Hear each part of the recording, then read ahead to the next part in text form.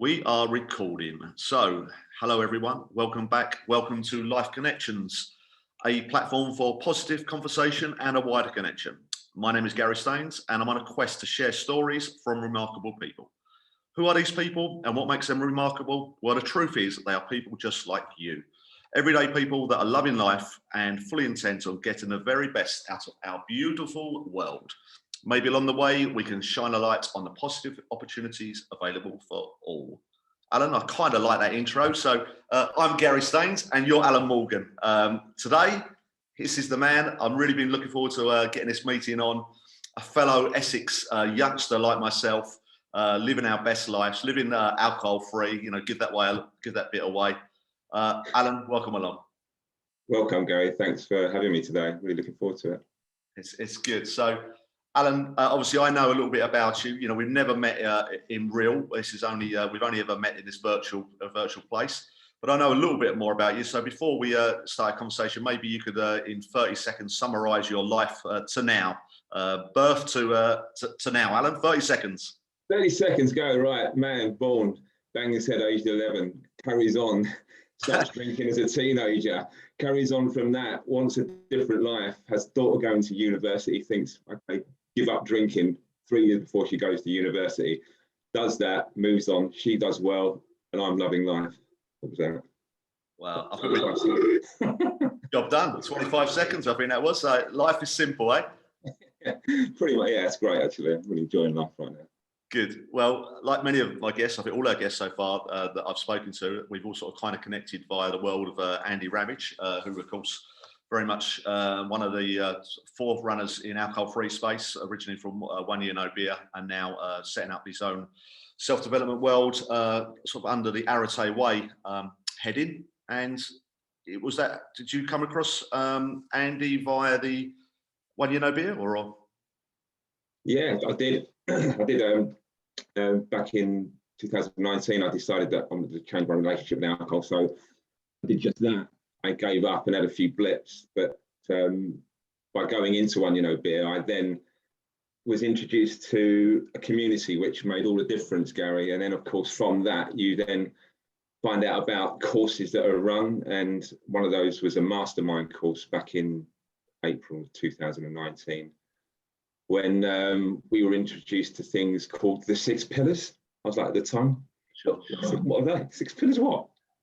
Pillars? Yeah.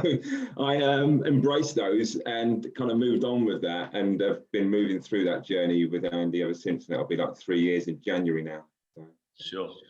And the 6 pillars is kind of a pretty simple principle in itself. I'll see if I can remember them all now. Obviously, we get the easy one done, the alcohol one, but then generally we've got food and nutrition, sleep. So I've got 3. You do the other 3. Connections, meditation, exercise. Those are the others. Sure. And really and truthfully, in their, like I say, in their own individual place, they're kind of fairly simple. Well, I say simple as there's lots of layers, but yeah. I think the art is getting the 6 things in place, really, isn't it? Getting all 6 working, with yourself, and what's the outcome if you can get into a high place with all 6? Well, yeah, I mean, in November of that first year, 2 years ago now would have been when I started to kind of really dig down on them and push them hard, so to speak.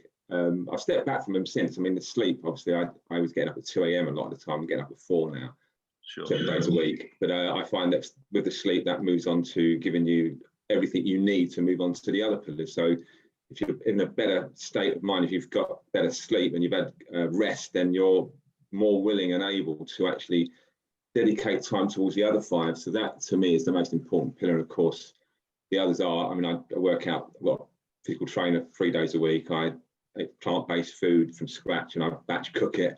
That's nutrition. My connections are fantastic. I've made at least 12, 15 really close friends by connecting in these communities who I meet regularly, and that's met often on and off. And so that's, connections. And meditation works for me in the mornings. I do yoga nidra and box breathing.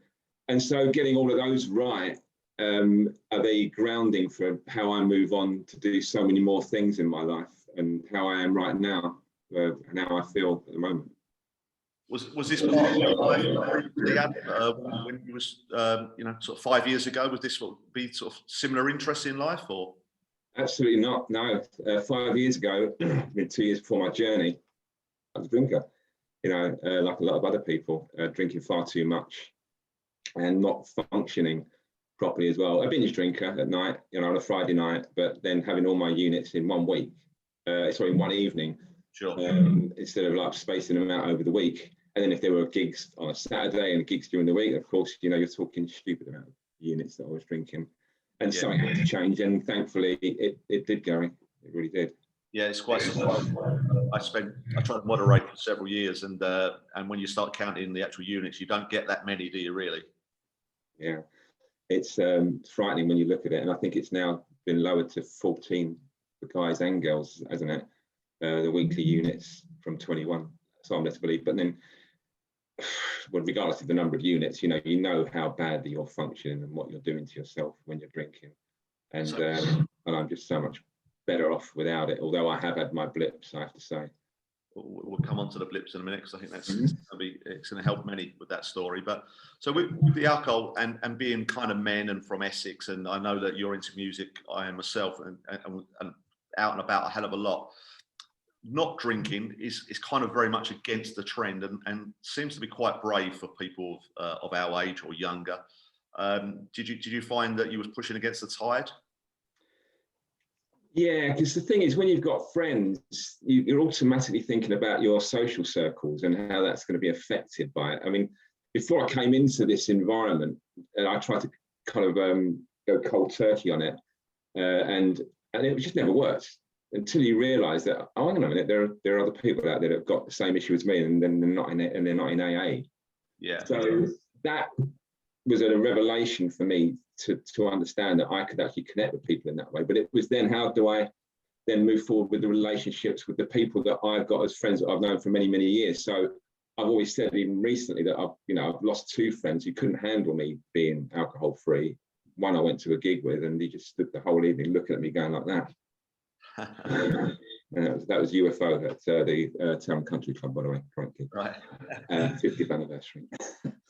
And he just comes over from him since. He just couldn't handle it. And I was out with him all day, so I'm drinking AF beer, and he's like trying to get me down Wardour Street, going pub to pub to pub, and I'm just not having it. Yeah. So I lost him, but I've made so many more friends. So yeah, to answer that question, it was difficult to go against that. But now my life is just so much more fulfilled because of it.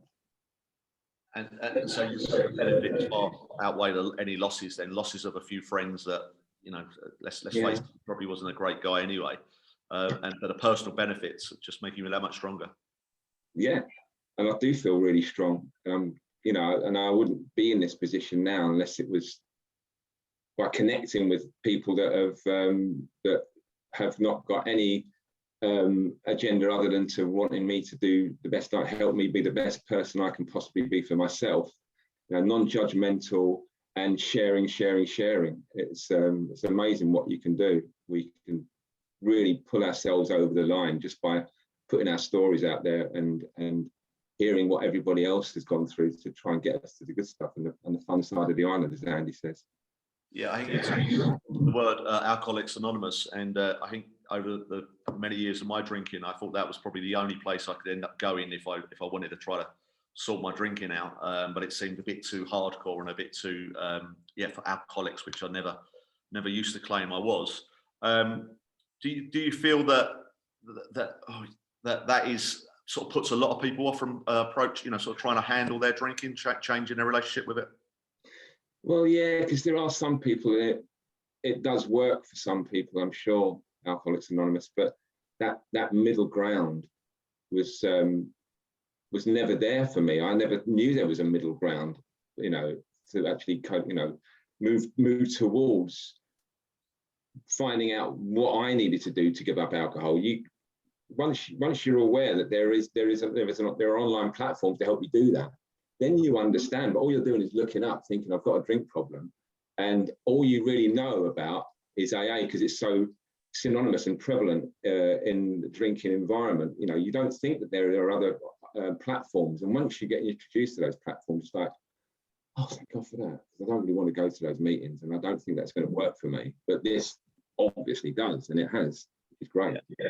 Yeah, I mean, we don't really know. It would seem that there's, you know, in my opinion, it would be like if you was absolutely at rock bottom. I know it's obviously not like that, but this is, I guess, the thing that, I mean, you describe it as feeling that little meh, you know, a little bit of, you know, not quite. There's something missing in life, maybe. Is that really the? I think, and I talk to a lot of people, and a lot of friends of mine that still drink and kind of drink heavily. They do really resonate with this sort of feeling of, you know, I think I might just be needing something else in life.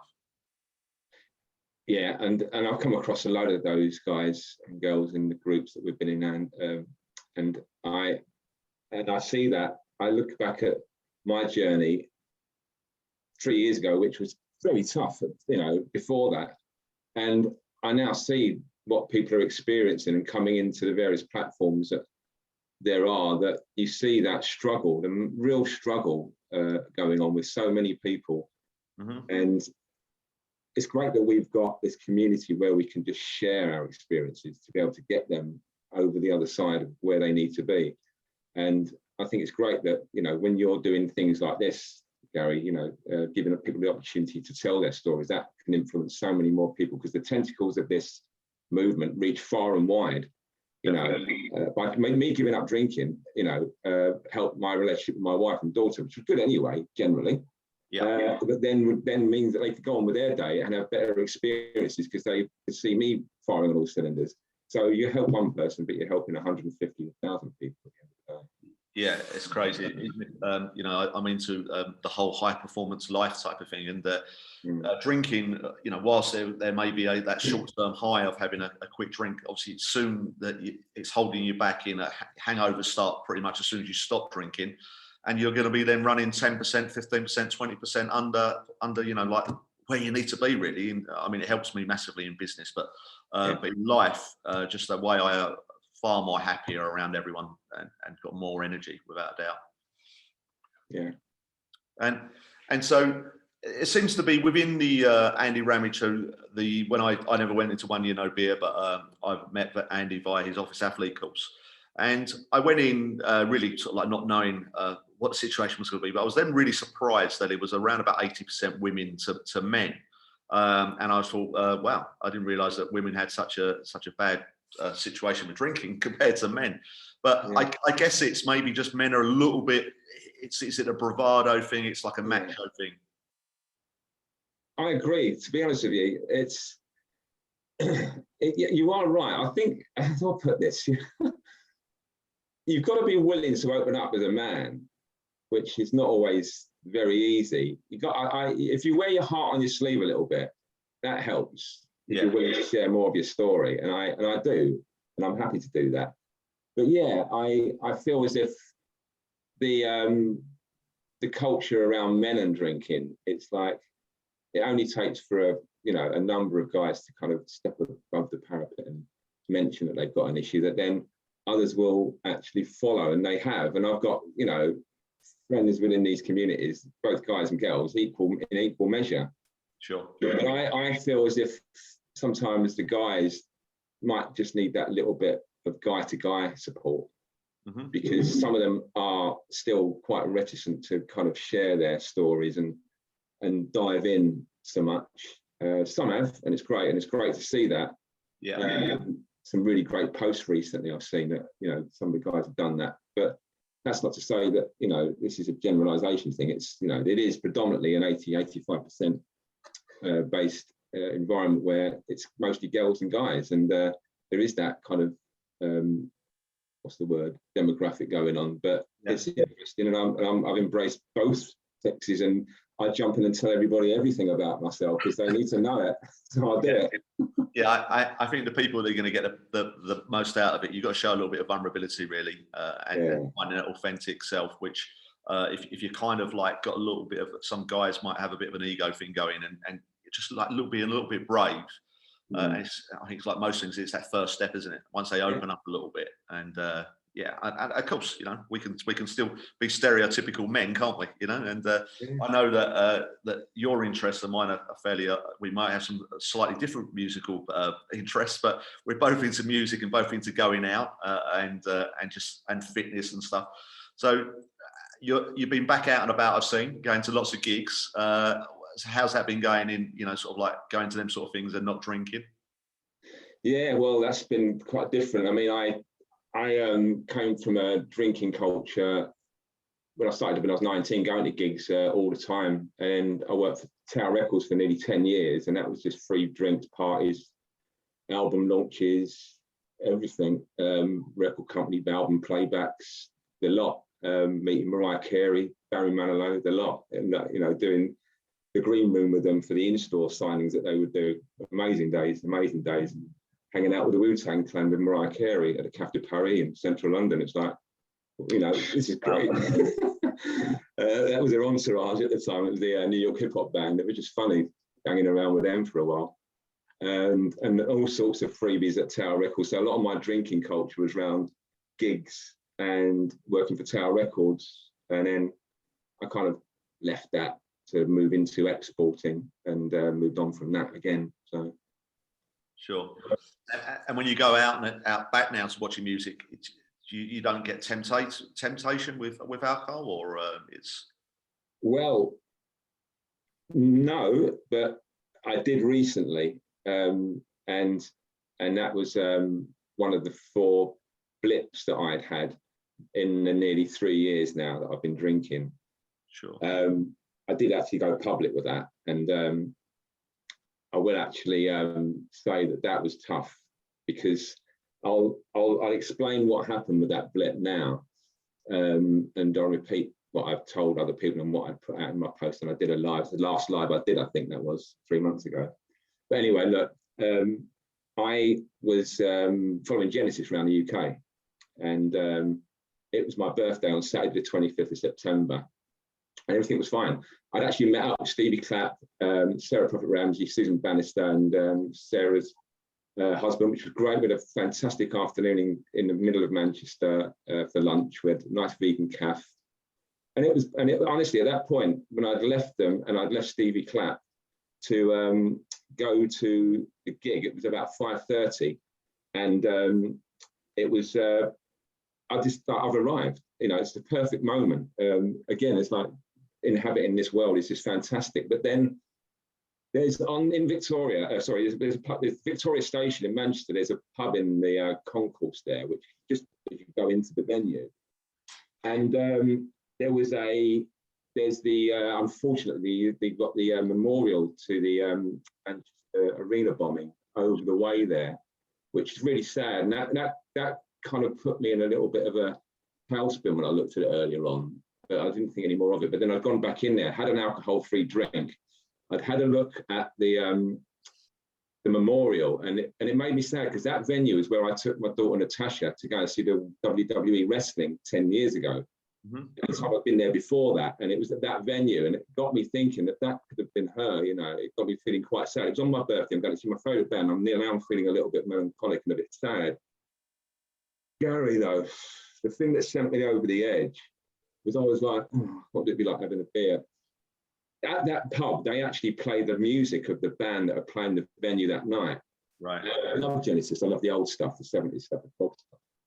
But they played a track from an album called There Were Three.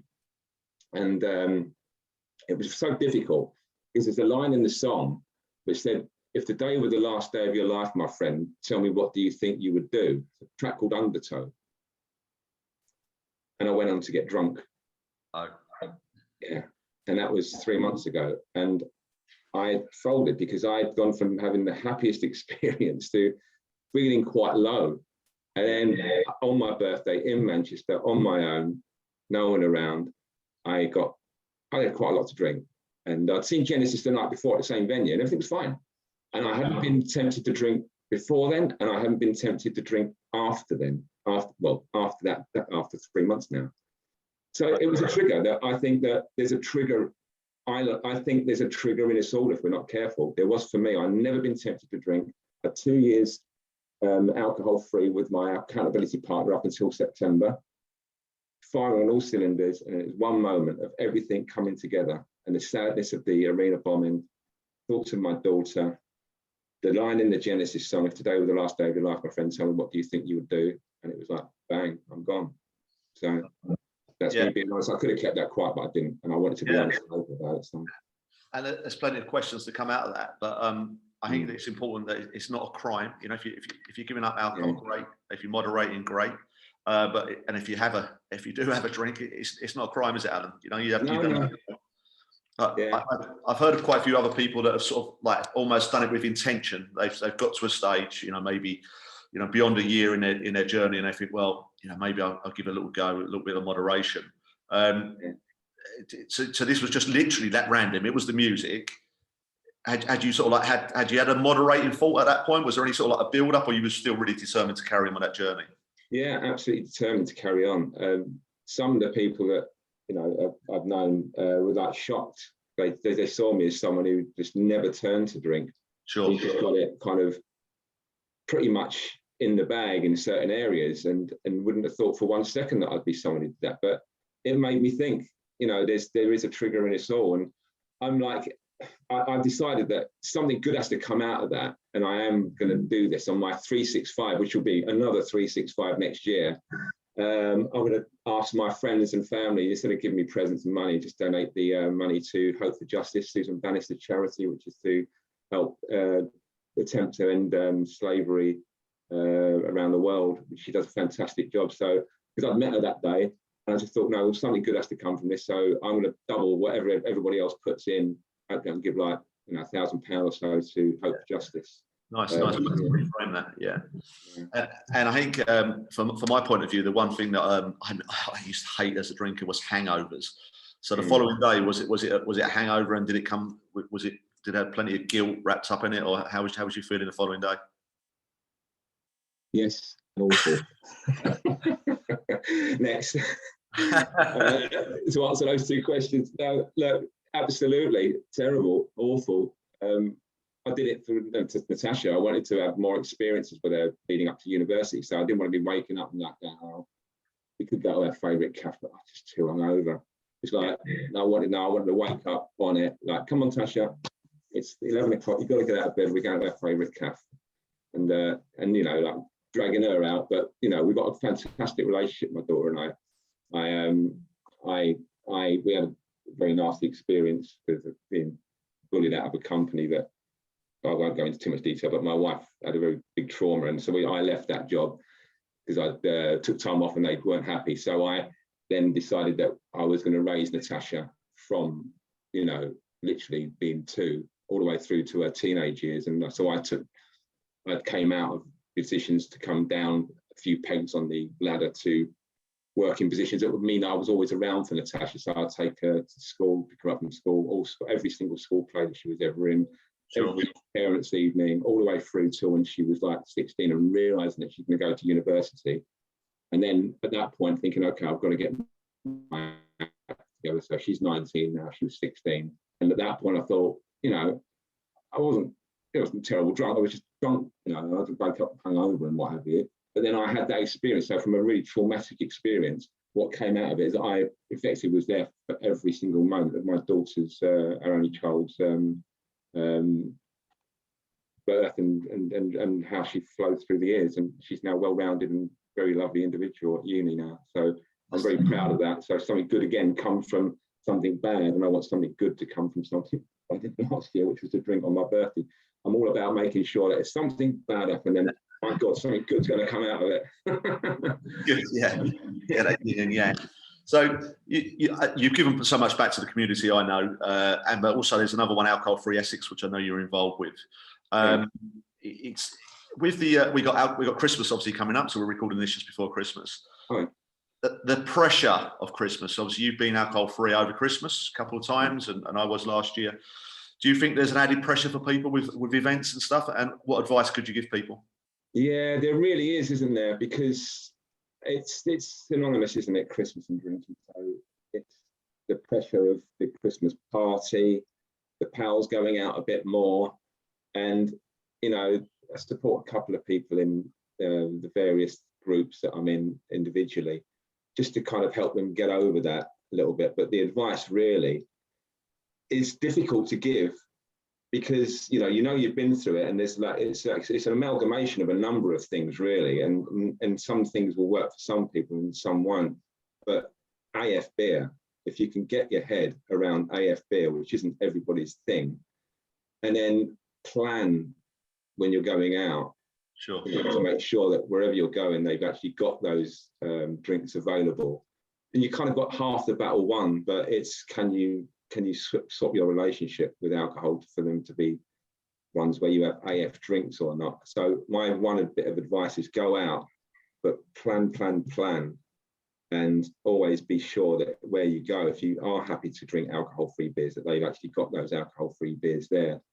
And move on from that, because it's part of it. So a little preparation goes a long way, and I think maybe just a little bit of a reminder of the whys, the things that we really get out of it, because I always feel that I'm getting a lot stronger with it and a lot prouder of my alcohol-free journey. So it's kind of, I never feel I'm giving up anything, to be fair. I'm absolutely loving all the benefits from it. But I think you show me with your story and a few others, that it's that slight little moment that it could all change, in that sort of moment. And if you was somewhere and you didn't have a drink of choice, and you're with a big crowd of people, it would be kind of, it could go sort of like slightly Pete Thomas. Definitely. So the giving back, I'm liking the giving back, and the crowd of people that we're connected to. It's really all about. It's about obviously our own self-development, but everyone is giving back in their own way. And I see recently you took on the coaching course and become an accredited coach. Where was your interest in that then, Alan? How did that come along? Well, the genesis of that, the beginning, see what I did there? Yeah, you did, yeah. Of that was that I actually, when we did the mastermind course, there was a coach in One Year No Beer that asked me to cover a Zoom, which was about 2.5 years ago now, because she couldn't do it at very short notice. So I was like, oh, hang on a minute, I've got to go and talk about stuff. So she gave me something to talk about, and I talked about it, and there was about 12 people or so in there, and it went quite well. And I thought, well, hang on a minute, this is interesting. And I thought, well, maybe I could, but maybe, it's not for me. So I had an issue with school. I banged my head when I was younger, and I had hematoma on the head, and I struggled at school because of that. It took 18 months to recover from it. And all the learning, it wasn't for me, basically. Yeah. So when it came to potentially going back to school and maybe learning how to be a coach, which I was told I've got certain attributes that would probably see me do quite well. What scared me was the fact that I had this problem with executive function disorder, which I suffer from to this day, retaining information. So I just shied away from it. But then slowly but surely, I thought, well, hang on a minute, you've got to do something about this. And then I took the VIA strength test, which I don't know if you know about, but yeah, and love of learning came up as my number one after having taken it a second time. And I thought, right, I've got to do something about this. Really, come on, pull yourself up. So I did a couple of easy online courses, which are Centre of Excellence ones. I did quite well in those. And then then Andy introduced the potential for doing a coaching course, but a high-end one. This is like level 3, A-level standard. And this is the boy who left school with nothing virtually. How can I do that? Yeah. And so I decided that, okay, look, everybody's encouraging me. People are telling me I should get the money together and do it. So I did. And I'm really, really happy to say that it's my limiting beliefs about, learning, and we're just kicked into the long grass, because I was quite fortunate enough to get a distinction in that. Wow. Now I'm moving on to setting up my own practice, and that's going to happen next year after I get over a few things and, help my wife, Carol, who's obviously coming out of hospital only in a couple of days' time. Once that's all done, then I'm going to move forward with my coaching practice, but do it at a pace that I'm happy with. Sure. Yeah. And limiting beliefs, I think that's something that holds people back in kind of all areas of people's goals and ideas. Did you all of a sudden realise they had disappeared? Was it, you got into a flow and the learning was far easier? How did you beliefs? Yeah, did you know what? Doing this course, I'm not going to be an advert for it, but the thing it worked for me because I did one of psychodynamics is one of the 3 approaches that I needed to have, which is humanism and positive psychology and psychodynamics. And you find out a lot about yourself when you're doing this. Sure. So you can invest in this course, and it's great if you want to become a coach and do that, but you do find out a lot about yourself. So, and all of a sudden you're being introduced to things like unconditional positive regard, loving people for the fact that they are who they are, rather than what they achieve in life, or self-efficacy and congruency and self-actualization. It's like, hang on a minute, this is they've never thought for 1 minute it'd be talking about this stuff. Yeah. You get introduced to it, and it changes you, and I'm a slightly more changed person now than I was before I started the course, for sure, regardless of whatever I do moving forward with the course to get a business set up by it. So yeah, I've been very impressed by your website. I had a look into it, and there's a lovely line there that you have I'm just going to quote it about read it. So I said, I have a true North Star life purpose to help people empower themselves to become the best versions of themselves. So as a coach, that is, your calling, really. Yeah, it is. It never was going to be. I only wanted to give up drinking. Then I was introduced to 6 pillars, and then I was being told I might be a half decent coach. And now look where I am in 3 years. But yeah, I think that it really is important to give back, and I gave back a hell of a lot more than I have done recently. I've taken a bit of a back seat, but of course, where I see people that need help and there are posts, I will DM them more so than go large on it. So I do a lot of DMing for my sins and go below the radar just a little bit, because I don't want to I'm not really a bells and whistles guy now, whereas I was about a year ago, a little bit more. People ask me about my 6 pillar scores. I'd go, yeah, 9, 10, 9, 8, 9. Now I just say, oh, I'm doing all right. I'd just rather go below the radar a little bit and be a bit more. There's a line in the Genesis song. I keep bringing this bloody band back in it, but it's like, I'd rather trust the man who doesn't shout what he's found. And I kind of keep thinking about that line. I need to go a little bit more below the radar. Yeah. And be a bit more humble about these things. Because people are suffering. I don't always want to see them.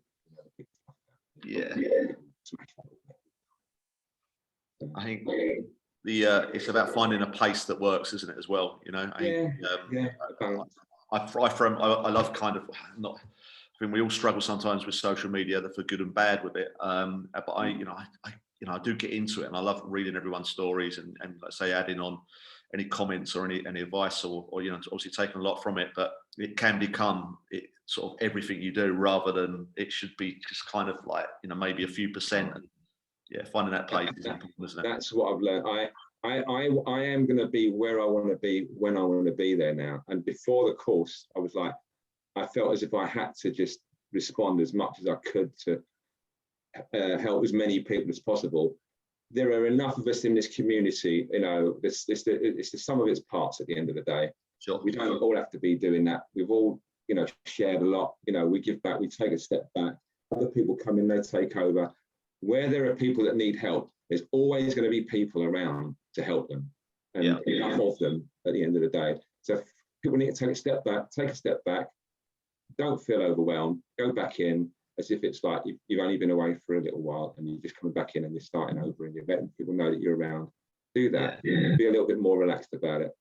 It's what it is. I think it's nice to people that return a little bit. They might go, they sort of disappear, but when they come back, it's great. And I think the overwhelm is a horrible word, really. But I think the opposite of that, underwhelm. So I kind of, somewhere in the middle is really where you want to be. I'm reading the follow-up to the Chimp Paradox at the moment, Path Through the Jungle, and it's a huge influence on my life. Only having just been released recently, but I've listened to the Audible 2.5 times now and read the book nearly 2/3 of the way through that. It's everything. Everything starts with your chimp brain. So read that book.